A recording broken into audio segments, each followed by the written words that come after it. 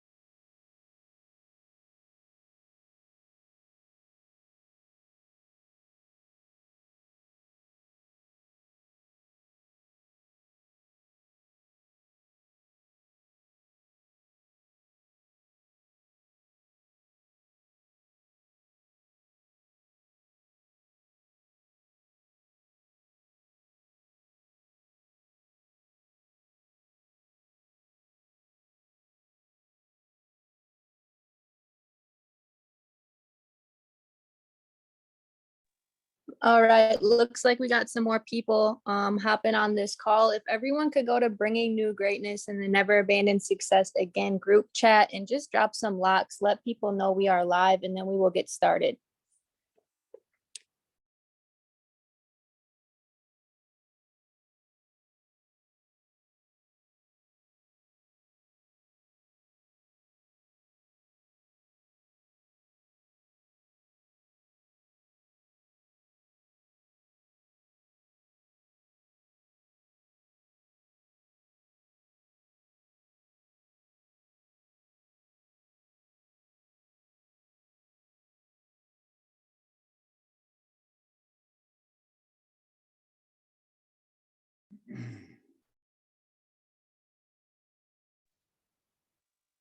Okay, great. Looks like we got some more people hopping on here. Could you guys drop some ones in the chat if you can see and hear me all right? Might need to turn my Wi-Fi off.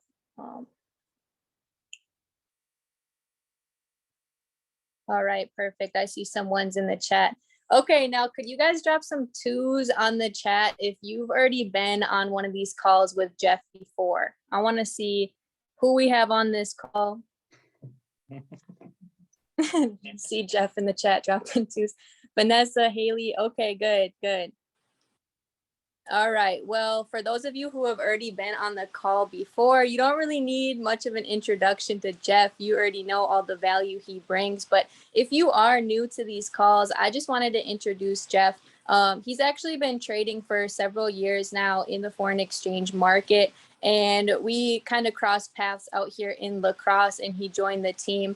And I really found out how good of a speaker he is and how much he really studies personal development and loves talking about it too. We threw an event out here in La Crosse, and that was really my first time hearing him speak, and a lot of the team was speechless after that. So he started doing these calls. I think this is the fourth one, maybe the fifth one. But he actually started a YouTube channel to start recording these and posting these videos, as well as a TikTok to start bringing value to different sources on social media. So I'm going to let Jeff kind of mention his YouTube channel and his TikTok. We could all go give him a follow just so we can watch these recordings whenever we need to. But just one last time, could you guys go send this link out one more time? And I also want to challenge you guys. Of course, drop some locks in the Telegram chat. Those who are plugged into those will see that this call is going on. But I want to challenge you guys to send this link to 3 people who are not in the business, right? Because he's not really going to be talking about trading much. It's more of a mindset and perspective call that anybody could use. And it will bring more, attention to what we have going on here that is much more beyond trading. So with that being said, Jeff, I will pass it over to you. And if you guys could just, send this link out one last time.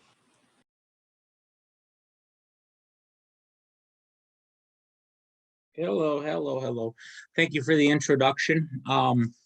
I've been taking these and recording these, obviously, and I want to be able to set it up so that way I've got certain people that are unable to watch these because of their work, stuff like that. So, and before I forget, maybe just somebody throw something in the chat. Just let me know that you can hear me, because that's helpful. I could be just talking to a screen right now. I'm assuming everybody can hear me right now. But anyways, I'll keep talking until I can see something where somebody's, yeah, there we go. We're good. Okay, cool. So based on what she had just mentioned, I'm recording these because I can just think of one person. That's all it takes. If I have one person who would benefit from something out of this, then it's worth recording, so that way I can just send them a link. But here's the cool part. Maybe Greg Jones can help me with this. I have no clue how to direct people to that channel. Yeah, I'm old, so forgive me. I've also got TikTok. I've only got like 4 of them up. I just started. But here's the reality. I've been reading, and I was a C student in high school. I was like literally 365 people in our class. I think I was ranked 182. But yet my brother and sister were both 4.2 GPAs, and I outscored them on the IQ test. Go figure. But the crazy part is the fact that when I was in school, I never really applied it a whole heck of a lot. And when I went out of school, I didn't even go to college. I just basically said, I'm going to get a jump start on everybody. I'm going to go to work. And because I figure I get a 4 years head start. And the crazy thing is, like a year after high school, I was making like $80,000 a year. And because I just literally put my head down and I worked. Okay. So, I mean, that's the crazy part. And it isn't even about that. It isn't even about, living in South Beach in Miami, though I'm from Wisconsin. I spent a year down there and making a really good income. I learned the skill of basically spending everything that I made. That was literally what I had learned. But I also developed a lot of people skills. I learned trades. I did things most people don't do. So when I got a job, I looked for something that was commission only. That's all I wanted. I didn't want to trade my time for money and then basically be underpaid. That's the way that I looked at it. So my first couple of days on the job, I didn't even literally do anything. I just said, okay, who's your top producer? Imagine this concept. Who's your top producer? Who's the best person in here at what they do? And I just said, okay, I went and introduced myself. And I had a notepad in my hand. I said, is it all right, if okay with you, if I just sit and listen to you for a little bit and learn some stuff? What do you think the guy reacted with? He's like, absolutely, of course, because they never hear that. So I sat there for like 2 or 3 days. I didn't even do any work. I just literally, and they had no complaints because it was commission only. So if I'm not working, they knew that I was learning. So I was the first one to show up. I'm not going to say clock in because we didn't have a time clock. I was the first one to show up, and I didn't leave until they kicked me out, until they locked the doors. And 2 months later, I'm literally the top producer in the office. Everybody else was at least 10 years older than me.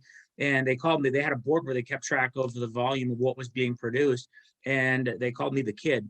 And, literally within, I want to say 3-4 months, I had an office overlooking Miami International Airport. There was only 3 people in the building that had the office: the CEO, the vice president, and then me, which was crazy because I was a 19-year-old kid.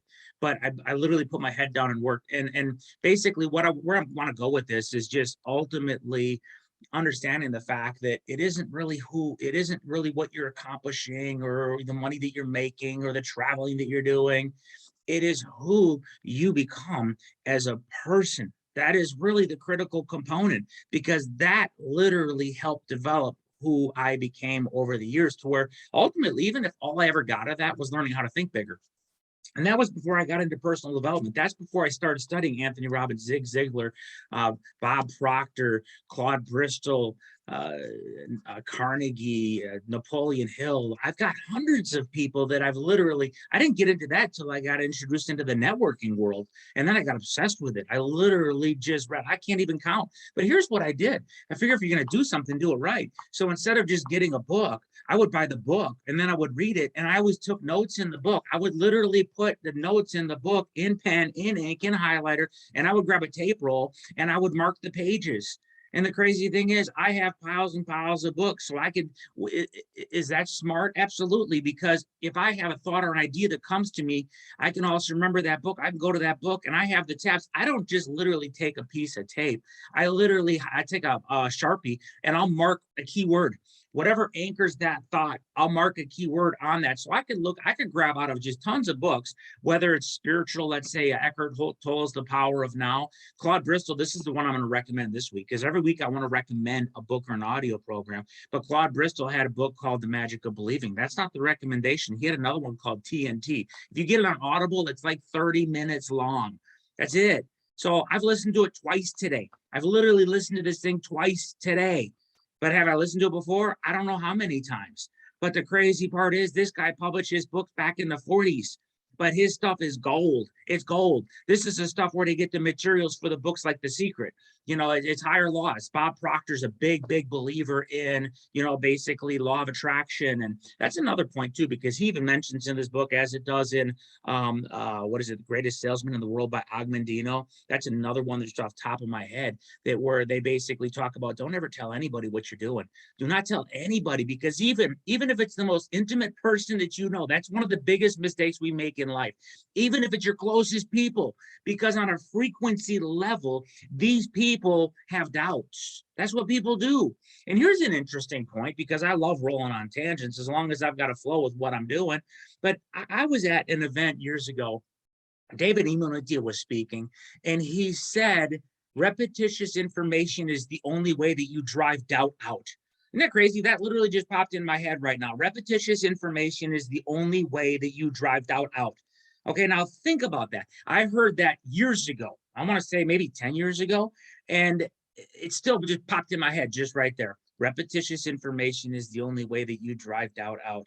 And that was a man who, I don't know if it was The Magic of Believing, I forgot, but he had mentioned in an audio that he had, I think it was an audio, or a place where I saw him speak somewhere, about how he spent 6 months listening to one program, one book. It was either The Science of Getting Rich, or it was The Magic of Believing by Claude Bristol. And he would take an earpiece, he'd put it in his ear, and he would just tune everything out. He'd always have it going on in the background. He would turn it down low because he believed it fed his subconscious mind. Why? Because he surrounded himself by people that were 7-figure and 8-figure income earners before it was even popular to do so.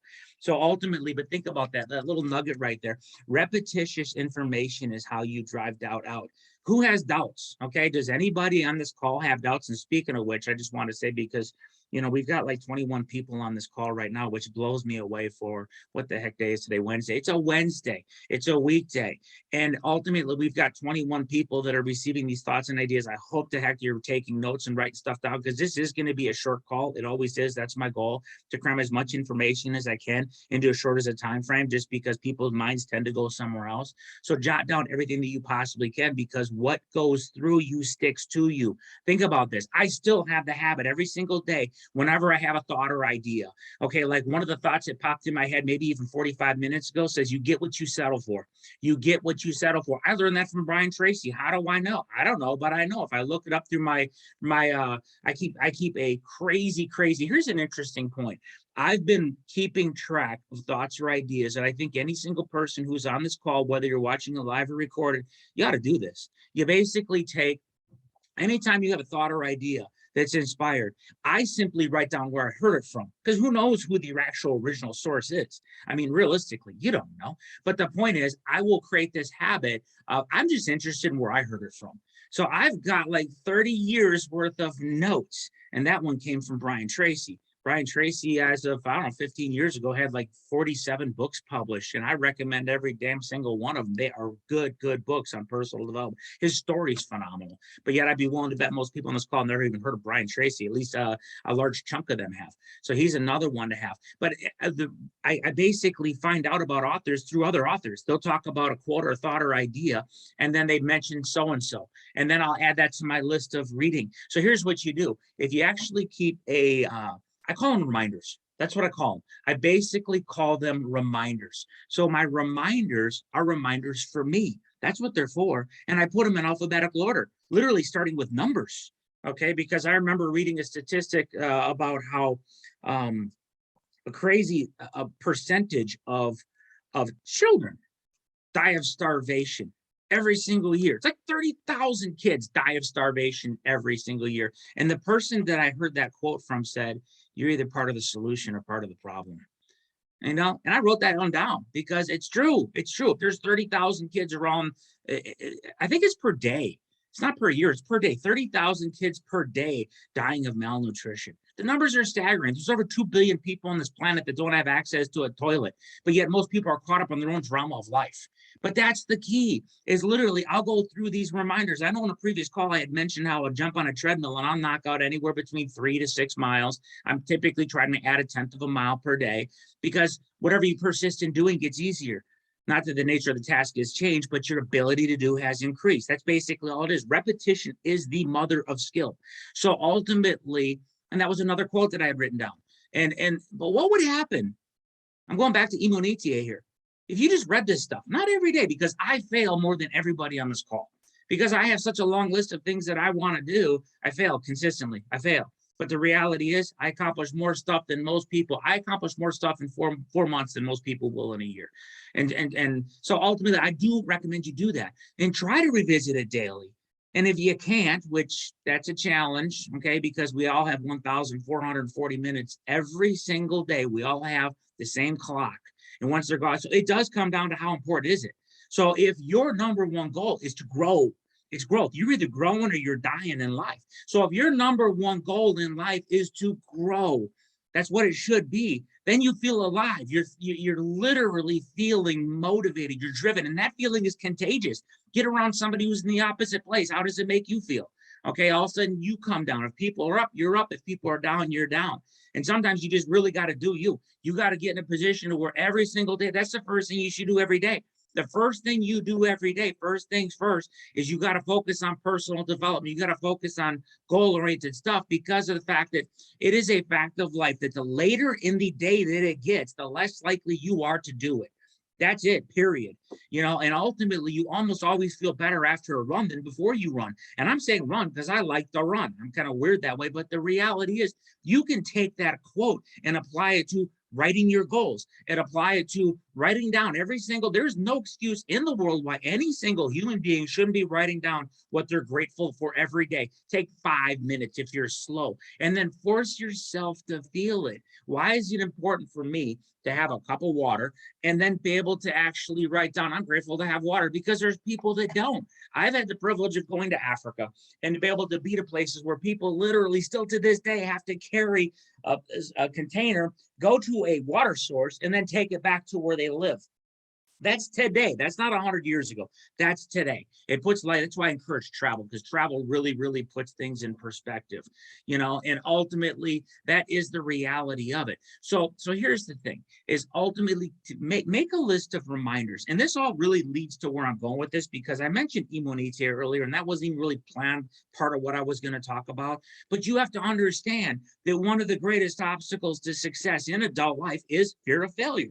Okay, one of the greatest obstacles to success in adult life is fear of failure. It's a fact of life. We all have doubt. Doubt is what kills the dreams. So that's just normal. So if we have it, we can't say, okay, well, you know, that's just what it is. I'm just an idiot. No, everybody's an idiot. We all have to expect that. We're all idiots. So the reality is the only thing we control, it's not like one person's more gifted than the other.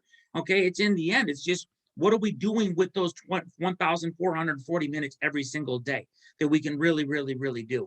You know, and you think about it, because repetitious information is what drives doubt out. There's no other way. There's nothing else that you can do. You have to, the greatest law in life is you will become the people you associate with in the books that you read. That is the greatest law of life, is you become the people you associate with in the books you read. So if you drift away from these things, what's going to happen is you're going to be in a position to where all of a sudden you're letting the circumstances of life affect your emotions, your reality, I say, because perception is reality. Whatever you're focusing on magnifies. You're going to get more of that. That is the truth. That is the reality of how it works. So there are solutions. There are some stupidly simple solutions. The crazy thing is I heard a quote by, I think it was Elon Musk recently. He talked about working a 100-hour work week. This is a guy who 22 years ago, was either 22 or 28 years ago, had a net worth of 22 to $30 million. And as of right now, is somewhere between 240 and $300 billion, depending on market value of the stuff that he has. But the crazy part is he was talking about a 100-hour work week. Okay, so I'm going to ask you this. Number one, is it possible?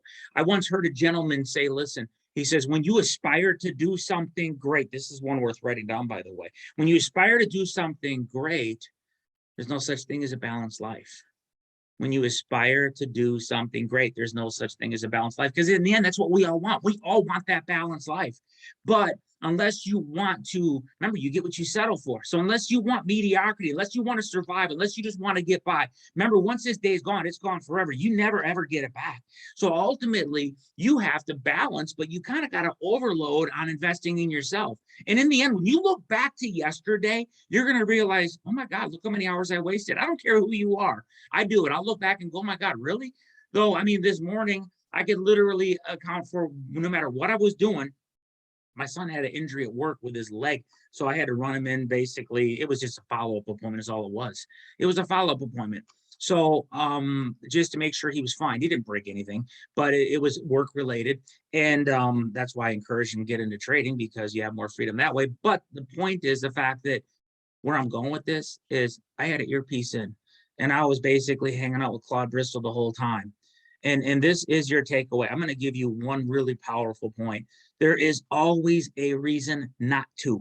I've probably thrown about 57 quotes at you so far. There's always a reason not to. You cannot forget that. Because if somebody paid you $10,000 to listen to Claude Bristol today and you got it paid by the end of the day, okay, and if not, if you didn't listen to it, okay, you didn't get the money, or you gave it in advance, but then you had to give it back, okay, if you didn't listen to spend some time with Claude Bristol, as if you were with that person, okay, you would never find a reason not. You wouldn't say, well, I got to take my kid to the hospital. I'll be in the car. I don't want to be rude, blah, blah, blah, blah. My kids know me. They know who I am. I got an earpiece in. I'm either studying Spanish or I'm hanging out with Claude Bristol or Brian Tracy or Zig Ziglar or Bob Proctor. You name it. It goes on and on and on. And by the way, I'm typically listening to 4 or 5 books at a time, not at the same time, but whatever I'm feeling that hour, I'll switch it up. And then I'll write down in my journal who I'm hanging out with.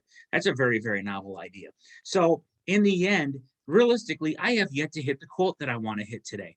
This is my challenge to you, and this applies contextually to anything, okay? I want you to learn something, okay, in the context. The biggest challenge I've had, I'm going to talk about trading for just a second here, is there's an application called Colors, and I struggle with colors probably more than the average person just because there's so much thrown at me, and I'm old. So I've got excuses just like everybody else, but I also have this core belief, okay, that what one person can do, so can another. What one person can do, so can another. I rewrite this stuff down every single day. It doesn't change. I just keep rewriting this stuff down. So here's the crazy part is ultimately in the end, it's basically just a matter of realizing that through the repetition, you basically get on autopilot and you can just start to really get all this stuff dialed in. But what I want you to do is, and I'm using colors in this example, because the fact that you have to define the level of learning. You have to define understanding. How is it that you know if you understand something? Does anybody have a clue on this one? How do you know if you understand something? Have you ever learned something and said, oh, I got it? Okay, like for example, I met some people yesterday who were speaking Arabic. So it's automatically salam alaikum, alaikum salam, you know, shukran habibi. And it's like, I've learned a little bit of Arabic, so I know exactly what they're talking about. But had I not learned those basic phrases, I'd have no clue, you know. But that's the way that colors is. Colors is like a language. You have to learn it. And if you break it down, I love the fact that there's modules on there. So you could break it down like 2.5 to 3 minutes for each module. And if you don't get it, you just do it again. If you don't get it, you do it again. You don't get it, you do it again. But here's my point. This is my takeaway. Okay. My takeaway is ultimately the point that you want to be able to understand something. This is the definition of understanding. And this, I want you to consider just a way of really measuring your success or lack thereof in understanding something or learning something. It's, can you teach it to a 5-year-old? Think about that. Is there a toddler or a child, someone in elementary school that you can literally take a module, tell them it's a video game. This is what this means. Watch what happens. The crazy thing is anybody could take this content, give them all 13 modules, tell them it's a video game, set them up with a demo account, watch what happens in 6 months. Where do you think they would be? I mean, realistically, not a live account, just do a demo account. But what if you taught them that this is a game? This is just a video game. That's all it is, you know? And then these are all points. You're just getting points. But the crazy part is we as adults look at this and it's like we set our own limitations because we look at this stuff and we're like, oh, I can't learn that. And when I say we, I'm just talking about society collectively. Okay, because I look at something and say, if somebody can learn it, I can learn it. I don't care how long it takes. It's repetition, repetition, repetition. You see it again and again and again. If somebody says, cuánto cuesta la cerveza? Okay, you have no clue what it is if you don't speak Spanish, but if you hear it over and again, every day after every day after every day, just ask how much is a beer. You know, I mean, it's not rocket science, it's just repetition. So that motivated me probably 30 years ago, because I realized that with repetition, anybody can learn anything. And I personally believe that every single person has greatness in them. They don't even know they have greatness in them. We don't even know what our potential is. So here I'm going to go back, and I'm going to end with this little thought right here, because this is basically about time limit wise, as far as I want to go with this, is ultimately you never forget, never, ever, ever forget the rocks in the jar. I call them las piedras. Okay, the rocks in Spanish. But basically, if I'm sitting with a glass, I actually have one. I should grab it just for fun. I don't see it up in my little cabinet there, but the point is, I've got a glass that's full of sand from Cancun. By the way, the glass is from Hawaii when I golfed Kapalua, and when I was in Cancun more times than I count, I literally brought back some sand. I stuck the sand in the glass. Okay, so this is sand off the beaches of Cancun. And then what I did as I was traveling, okay, whether it was in Italy, whether it was in Paris, whether it was in Rome, whether it was in Alaska, whether it was in the Hawaiian Islands, the British Virgin Islands, whether it was in Mexico, anywhere that I'm traveling, even in the Grand Canyon. I remember doing a rafting trip in the Grand Canyon. That's why we do what we do. It's to be able to have options, to have freedom, to have choices in life. But what I would do is I would take these rocks and then I would literally put them in the sand, say, why would you do that? Because it's a great little reminder that ultimately, if I were to fill that glass, and I remind myself of this, no matter how well I know this, I remind myself of this all the time, and I fail at it all the time. But the point is, if I were to put the rocks in that jar, that glass, it's just a glass. It's basically like a glass you could use to make rum and coke or an old fashioned or something, but mine's full of sand and rocks. But the point is, if you put the rocks in the jar and you could ask a person who doesn't know what they're talking about, hey, is this glass full? They're going to see a full glass and say, yes, it is. And I'm going to say, no, it's not. I can take some smaller pebbles because I do have obviously different sized rocks from around the world. And the point is that I could dump smaller rocks in there and say, look at it now. Now is it full? They're like, yeah, it's full. No, it's not, because I can now pour some sand in that glass. Sand represents time. You got 24 hours every day, 1,440 minutes. And every single person who's on this call, you have to write that in your calendar at the end of every day. You should write the rocks or write las piedras. Because what that is, that's you taking a calendar and literally just basically taking something where you can scroll all 24 hours on the left side of the page, and then basically your thought process on the right side. Every day this gets filled for me, including a projection of where I'm going to be 3 to 6 to 9 months to 18 months out, literally in terms of growth on accounts. But the point is, the rocks have to go in there. And the sand represents time, because if you put the sand in first, how easy is it to put in the rocks? It's next to impossible. You can't do it. Once the sand is, and you can't remove the sand, that's time, because once the time is spent, it's spent. But the point is that that's how it works. You got to put the rocks in first, and you already do it. Anybody on this call who has a job, that's a rock. That's the first thing. You put it in your calendar, because you might not even need it in your calendar. You can say, well, I just show up for work. I don't put it in my calendar. Trust me, it's in your calendar. If you're showing up for work, it's in your calendar. That's a big rock. But then here's the thing, is Stephen Covey's one of the greatest people you can study. He talks about the urgent versus the important. We spend our whole life doing the urgent, not the important. We wonder why we've only captured a percentage, a fraction of our potential and our possibilities. So the reality is, you got to ask yourself, what should your rocks be? Okay, so I would consider sleep as a rock.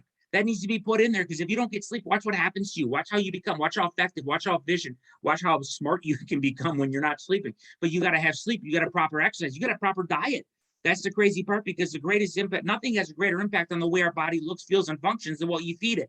So you have to have a rock, because if I schedule literally, let's say, nutrient-dense foods and what I'm going to eat throughout the day, then I can occasionally still have the pizza, the burger, the beer, or whatever. But the point is, first and foremost, I'm focused on nutrient-dense foods, because I hear from people all the time, you're not 51. Like, yeah. Anyways, but they're like, how? Okay, and then how can you run through this, that, or because it's how you feel yourself. These are the rocks. So this is my thought that I want to close out this call with, is you got to do this every single day. And you should have like 10 rocks. You should have like 10 rocks. And you should remind yourself with those rocks every single day. You got to remind yourself essentially that there's always, this one needs to be written down. This should be written down in your calendar every single day. There will always be a reason not to do it. Okay? Because the other day I was supposed to go to the gym to meet up with a good friend of mine.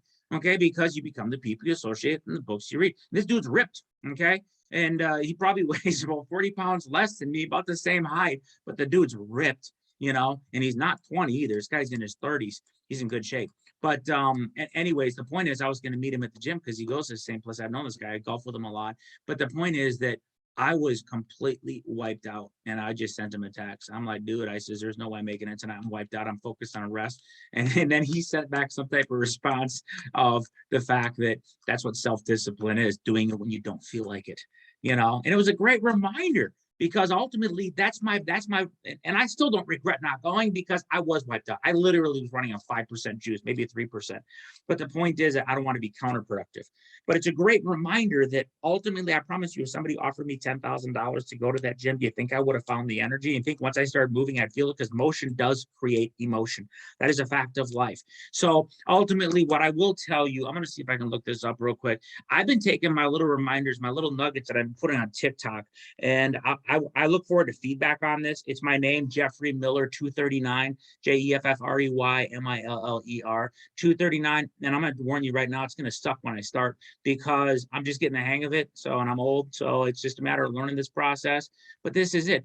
All I want to do is add value. It's a matter of giving people reminders. It's stuff that you need to be reminded of. So it just literally starts off like, basically, remember, life is what you make it. You might want to write that one down. That's all it is. I would love one day for that to go viral, and I'm contemplating adding on my own content, but I don't think people want to watch 30-minute TikToks. So that's why I'm just literally trying to can it to 15 seconds, and hopefully people, and little by little, the following is growing. But it's not, I'm not even interested in that. I am, obviously. It'd be really cool to reach more and more people. But what I'm interested in is adding value to somebody else. This is a starfish story. It just made a difference to that one. So even if it reaches one person, it impacts them, my time wasn't wasted. So I'm doing that. And on the YouTube thing, I'm going to basically take this clip that's out of here, put it on that channel. I'm most likely going to send it to Alyssa or Greg, and then she can figure out how to pass it on. And, Greg can pass it on to his people, so forth and so on. I'll figure out exactly how to get people to what exactly that is, because, again, I'm new to that. So on that note, I'm going to end this call. I appreciate all of y'all. I have a ton of respect for your time and for being here and constantly learning. Any questions, get a hold of Alyssa, Greg, or whoever is applicable. And with that, stay strong, people, and never, ever, ever underestimate what you're capable of. Never.